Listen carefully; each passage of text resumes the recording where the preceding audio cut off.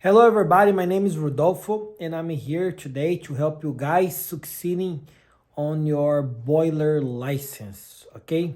So I will ask you guys a few questions and I will give you guys my best answer, okay? So let's start.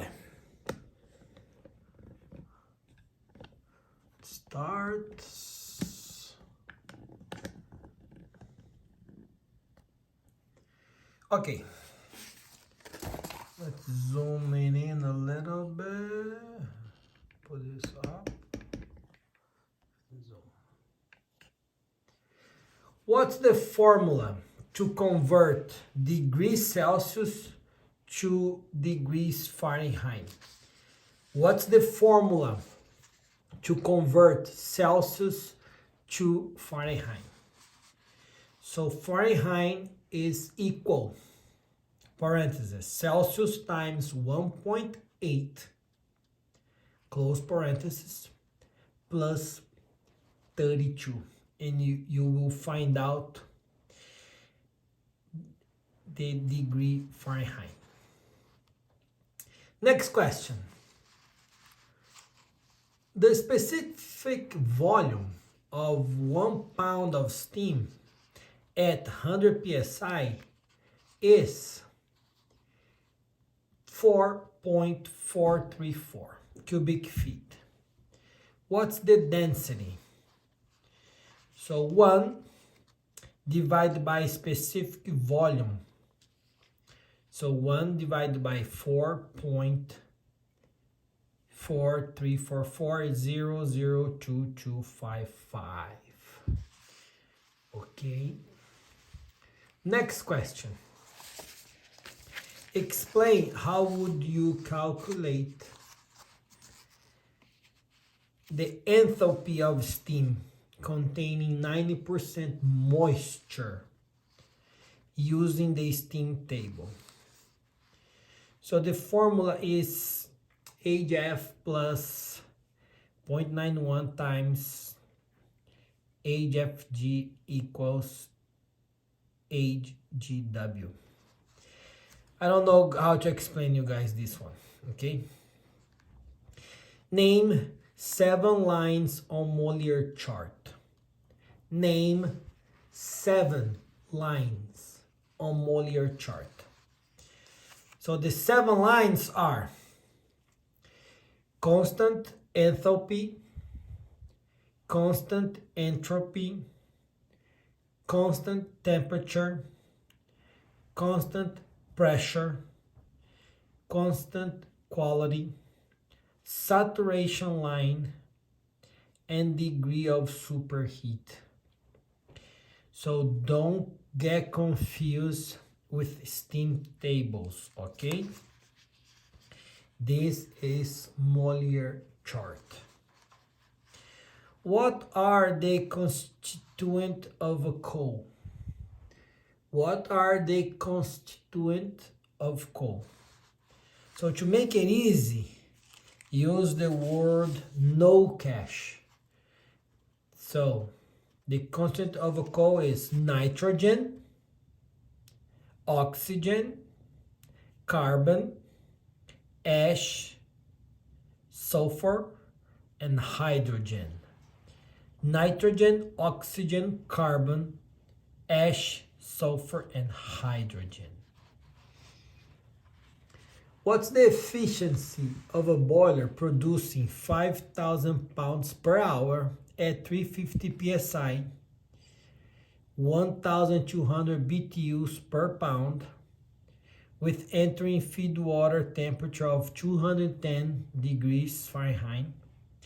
The boiler burns 450 gallons per hour of fuel oil with heating value of 145,000 BTU per gallon. So this is the formula to calculate, okay? Define furnace heat release. Furnace heat release. So furnace release. So kind of makes sense, right? Furnace heat release is the BTUs released per cubic foot of furnace volume per hour. BTU released per cubic foot of furnace volume per hour. What is slip in a reciprocating pump? What is slip in a reciprocating pump? Pump slip is the difference between the design output of a pump and the actual output of the pump. So the slip is the difference between the design output against the actual output of the pump. Next question. Define net positive suction head. What's the difference between available and required net positive suction head? So the NPSH is the amount of energy in the liquid at the pump suction. Required NPSH is the stated suction head to prevent cavitation provided by the pump by the manufacturer. Available NPSH is the actual NPSH due to friction flow losses occurring in the suction pipe.